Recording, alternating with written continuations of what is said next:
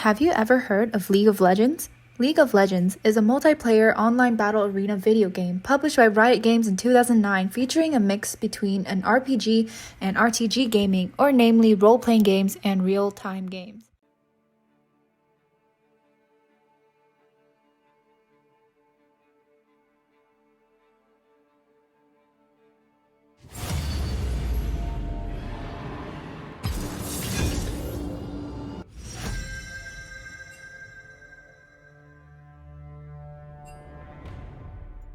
Today we will be focusing on the story aspect of this game and how the mystical, magical parts of gaming come into play with our modern culture. But first, if you don't play it already, I highly recommend trying playing League of Legends with your friends if you don't have something to talk about or you're just bored. It can be so funny to watch yourself in combat, intensely staring at your screen, furiously pounding your fingers on the keyboard and clicking your mouse to avoid dying, and not to mention sometimes you'll encounter not the nicest people. And don't even worry about the alien terms used in the gaming community, because it's okay if you don't understand at first. Your experience will get you to understand and become familiar with them later. Hello and welcome to Language of Legends. I'm Kelly and this is the first and possibly the last episode of this series about the internationally popular esports video game League of Legends and its secret indulgence in fairy tales. Specifically, how the fictional video games in the world today revolve around the culture and elements of fairy tales. Okay, everyone must have played a video game at some point in their life and was completely mentally dismantled after failing a challenge or losing to an opponent. I've been there. But today we're going to talk about why we even picked to pick up that game in the first place. Some questions to think about is what made the game so intriguing to people and why are they created the way they are?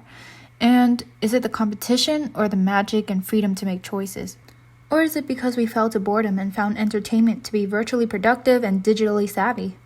But just think for a second, what is it that makes you open that app and pay your focus on that game characters and gain experience in the game? To get my point across about fairy tales being one of the key factors or even a foundation of video game lore and structure, the fantasy-induced game, League of Legends, is a perfect paradigm. So a quick run-through of what League of Legends is that it's a 5v5 player versus player game with players known as summoners.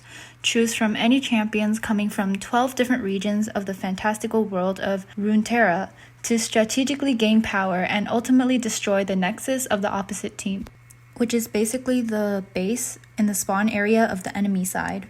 And before getting into the strings of League of Legends, you might already see some connections between video games and fairy tales in some popular games like quarantine hits Minecraft, Among Us, and Roblox, or other major mobile and PC first-person shooter games like PUBG, Call of Duty, Fortnite, and today's banger, Valorant. So you may be wondering, where's the connection between fairy tales? All those games contain a lore, complex, simple, or just in between, that basically unites the different modes of gaming in each game and some of the characters. Some games are single player and requires you to complete quests without thought, some with mechanical skill, some with puzzles and strategy, and some with multiplayer and relies on teamwork. Say, Minecraft allows you to build portals, fight night monsters, enter the Enderworld and fight the Ender Dragon, and Among Us plays with our memory and psychology and ultimately keeps us on our toes to determine who to trust and who to beware of, but the creators didn't really make a storyline for that one, so we're just guessing that one for now. And shooter games, on the other hand, involve mechanical skill and made-up abilities to combat quote-quote enemies the best way possible and often have special recognition for characters and their background stories. And altogether, with the imaginative environment and given the freedom to perform anything within the limits of the game's coding, all the video games unleash a sense of wonder and escape from reality. But what's a better example than a game that includes over 150 champions, each with their unique abilities, regions, and game rules? So, without further ado, let's get to it.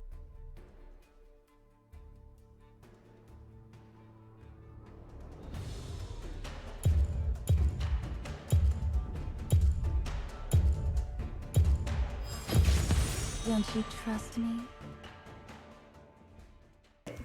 So first, what is League of Legends? League of Legends introduces fantasy and a sense of wonder in its diverse lore for champions and their abilities that is used in gameplay. Each champion originates from a set region and contains different powers, giving them different strengths for different roles in the game. Each champion has a personal story that led them to possess the physical and magic abilities that they have for fighting. To go a little bit more in depth about the fandom, champions are Vastayas, which are sexually dimorphic group of races of various shapes and sizes. And they're all chimeric creatures of Runeterra, whose lineages contains both human blood and spiritual magic of pre-human race. Don't quote me on that, that's just part of the lore. So in other terms, each champion may have animalistic appearances and human traits. So knowing champions, the gameplay allows you to experiment or master a champion for a specific role that corresponds with their niche. As I mentioned before, there are 5 players on each team. The foundation of the gameplay lies on the roles that is split between a 5-player team. There is a top laner, a jungler, mid laner, and 2 bottom laners. One that is the main damage dealer and one that supports the development of that damage dealer. And the lanes are just the 3 pathways that connect the spawn areas of each team. For any champion you choose to play, there is a unique set of abilities ranging from 2 to 5 keys on your keyboard to combat enemy champions and monsters, plus something called summoner spells and runes. With that, that's basically the entire package for the game with the champion and their abilities. The combination and timing of how you press your keys will be the determination of success and failure in battle. Sounds fun, doesn't it? Well, maybe more fun when it gets competitive. So what about the game relates to fairy tales? The fairy tale elements may or may not be apparent in games, but they do drive the interest of it from behind. If you look closely at League of Legends, the setup of the game that may resemble fantastical elements are the sets of minions that spawn periodically to assist the champions in fights and help them gain strength.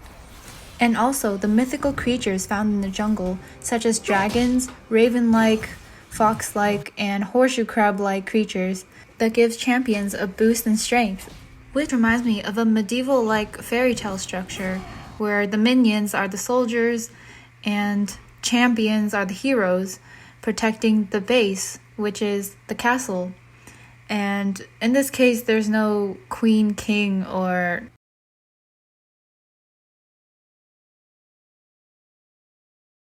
casual sword fights, but instead everything is dealt with magic and physical true damage.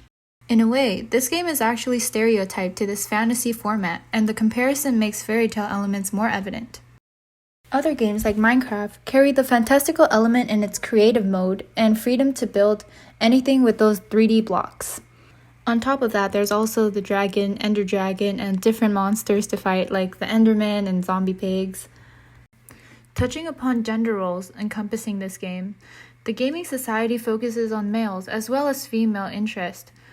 The stories in video games are not only directed toward female protagonists or have morals that are directed toward females in fairy tales, but they do somewhat still conform to that structure. For example, a female champion from the region of Demacia, named Lux, fought against the gender roles-orientated society with her optimism in exploring the land beyond the walls of her estates and practicing her magic powers in secret. Her older brother, a champion named Garen, was allowed to succeed in ranks and become an honored warrior for his region's people, while Lux was expected and trained to manage estates with her mother. Magic is despised and quite forbidden in Demacia because of the deaths her people suffered from the use of magic. But even then, Lux challenged the idea and used her power to bend light to protect her city. And this sounds a bit familiar to a Disney story, right? Like Elsa's magical ice powers in Frozen. But most of Disney's tales seem to focus on female protagonists when it comes to the realm of fairy tales and princesses. League of Legends contains a biography for every champion who is male, female, or even a mix of animals and robotics. Even beyond the lore, the outfits are designed to be modernized for each champion, giving them character and personality. Some of which are more seductive, while some are masculine, and some are animalistic, which makes them diverse and allows us as players to select a champion we like based on our own preferences. Different races, animals, genders, various abilities. Every champion does not overpower others, because roles are varied depending on their niche and position in the game. Another way to see the diversity in champion types can be that the champions symbolize a timeline of various fairy tales encompassing our culture. For example, from medieval times to folklore characters like Warwick the Wolf, who is a bloodthirsty, murderous champion just like the wolf to beware in The Little Red Riding Hood. Or Ari, the quiet, mysterious, sly, nine-tailed fox girl who feeds on mortal memories to regain her own memory about her past, which is similar to the clever foxes in fables. And also Ash, the iceborn leader involved in a political marriage to unite her adopted tribe of fighters, like a feminist character in fairy tales, maybe somewhat similar to Bluebeard's wife, who is able to escape dominance from her husband and pass on a wealthy mansion to her remarried lover and family. And even past fairy tales, it goes on to sci-fi characters such as champions involving flamethrowers, robots, and laser-shooting aliens. In the world of gaming, anonymity is an interesting feature because players can personalize their usernames to match something meaningful to them or simply something they came up with and stuck with as their online identity. And the same goes for social media. With an anonymous username, you can act as you please and mainly detach yourself from reality. In the sense of fairy tales, fairy tale messages can apply to many situations in life with the same theme, often dealing with decisions and understanding social psychology. When you look at a game and life, gaming has a different sense of time, space, death, and movement, where you have to gain experience and earn points from a point reward system, or even succeed in ranks for competition. So games are like a trial and error sport, where competition is entertainment and also motivation to practice gaming and improving among the gaming community. Reading and learning about fairy tales is more of a passive activity where you take a lesson away from the experience of others in the storyline and the mistakes and solutions made in the story. But when you play a game, you have to decide what is right and wrong and figure out what works best, step by step while you play the game. So in a sense, video games are a modern embodiment of fairy tales. Though media and the internet, video games provide a first-person experience of an alternate reality. Instead of attaining the fairy tale by reading or even orally listening to a storyteller, people can easily access and experience games on their electronic devices with entertainment at their fingertips. Like a different medium of storytelling, playing a video game is somewhat like a secondary touch of experiencing fantasy and learning through actively being a part of a fairy tale rather than seeing the fairy tale from a third-person perspective. In this generation, some say children are growing up faster than they should, that they learn and adapt to patterns and trends in life without needing to experience many consequences firsthand, as the world's technology and network communications improve. So, what I'm saying is, video gaming is like a modern way to experiment with interactions that are useful or applied in real life. Besides gaining knowledge of consequences and social workings through the works of others, people can engage in the same manner in an entertaining way by virtually experiencing the trial and error phase in gaming and learning through experience. And the best part is, there's no physical consequences. Like, you can't get injured when you're sitting in front of your computer. But the only way you can run into trouble is if you're disrespectful to people online, which is more of a social consequence rather than a physically risky one. I mean, for sure, another consequence could be losing rewarded points in your game, but at the end of the day, it's just a game. It's like a vacuum-sealed medium where you could do whatever you want to test different ideas you have, because dying in the game basically means you get another chance to start over and try again. There are usually no limits in time of how much you can play a game, unless you have other priorities, like homework. But other than that, you have every right in the world to mold and abuse your expertise between you and the game to improve or express something you have in mind.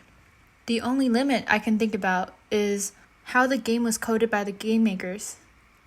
But there are also things called hacks and cheats to get around some parts of the game, so anything is possible. Also, something to think about, if you can play a game any way you desire, isn't it somewhat like rewriting your own version of a fairy tale? Given that the game you are playing is the original version of the fairy tale, you playing the game and changing it makes it personal to you and us as players in the gaming community. With the wondrous element in the game, you can design your own techniques and strategies in combat or the infinite things you can build. For example, in Valorant, players around the world have certain orientations to place their abilities. that make an effective way to attack or detect enemies. Also, in Minecraft, creative mode, you are literally given every block known to Minecraft to build any structure, art piece, arena, park, or anything you can imagine using 3D blocks. And on top of that, you can fly and hover to get to places. And of course, League of Legends relies on team strategy, positioning, and combination of abilities to take down the opposing team. And considering that the opposing team may have their own tactics, you have to figure out how to counter them. This different sense of time, movement, and depth gives us unlimited opportunity to improve and create the most effective or creative strategies in gameplay. Whether it is a competition-based battle, a role-playing journey, a creative building game, or any other virtual socialization game that gives you the freedom to think outside the box. Everything is first-hand a virtual experience that anyone can experiment with without sacrificing yourself physically. It is different from reading or listening to fairy tales and stories and watching movies or other online content because gaming requires a player to control and make decisions. League of Legends and other video games are popular amongst adolescents and middle-aged adults. The average is age 34. Statistically, people who game are largely made up of the middle class, and there are 3.1 billion gamers worldwide. Fun fact, half of them are mobile gamers. Fairy tales are incorporated into consumer media everywhere, such as in films, music albums, fiction books, and video games. In the past, fairy tales originated from oral tradition carried among women of the middle class and were passed from generation to generation until some were documented and altered by European authors. And all in all, fairy tales are meant to serve a pedagogical purpose for children, entertainment for adults, and it incorporates culture and contains variations due to its fluidity and storytelling by those who carry the stories. So if you think about it, why create a game with a story? Is it to set a goal for the game or to weave together different modes of the game? Is it to trace desired characteristics of the past, to create a revision of history, or to bring about a message to society? Since fairy tales are something we are familiar with growing up, it integrates known and shared stories, experiences, and lessons, and including fairy tales in games can make the audience more comfortable with the content and more inclined to believe the story. Reinforcing fairy tales' meanings can also be a representation of who someone may want to be, or a situation where one can consider being in a place with an alternate reality, with more optimism and less stereotypes, more freedom to think and express. And most of the time this happens in the gameplay. It's special that modern creators, content producers, computer or game programmers produce games based on lore. It could be a way of reiterating wonder, or a chance to live in a virtual reality. Games test us on what choices to make, strategies to develop, and how far we can imagine.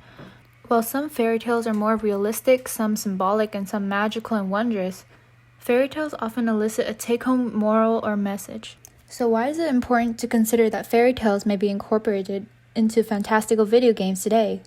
Well, it's just a piece of thought about what makes video gaming such a big industry and a community among children, adolescents, and adults. It's possible that people are getting their dose of stories through first-hand experience by playing games and absorbing the media. It is also possible that fairy tales are just fillers for creators to make a game more interesting. But nonetheless, the use of fairy tale elements creates a sense of wonder that keeps everyone going, right? Can video games be something the technological world has created to replace the teachings and wonders that fairy tales used to provide? What other forms of entertainment can be replacing how fairy tales impacted people in the past? Those questions can be answered next time. Thanks for listening to the first episode of Language of Legends. Signing off, so see you in the next episode. Have fun, gamers!